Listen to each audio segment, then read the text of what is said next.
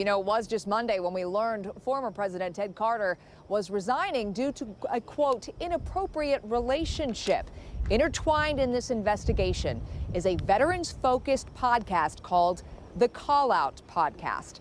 And it was sponsored by Jobs Ohio, a private economic development nonprofit, and hosted by a woman named Crisanthi Valanchos. 10 TV's Libby Cathy explains. We will be as transparent as possible at all times.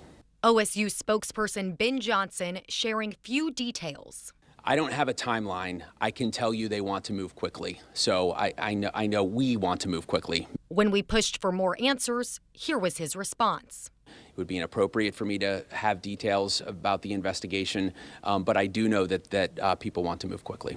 Earlier this week, we told you a business filing connected to the Call Out podcast is part of the investigation. The filing lists WOSU Public Media on Ohio State's campus as the address for a business run by podcast host and the woman connected to Carter, Crisanthi Valanchos. Is to show dedication to our veterans.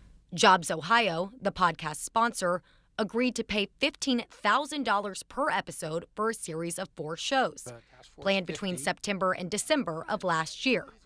Only one episode was completed. Now, the nonprofit says it's seeking to recover $60,000 paid to Valanchos for the project. Jobs Ohio says it found no irregularities in its contracting or vetting process and that it followed all appropriate protocols in partnership with Ohio State. Johnson was asked if other state agencies are involved in the investigation. I don't know. You have certainly seen other state entities, or at least Jobs Ohio, if you want to call them a state entity, issue statements.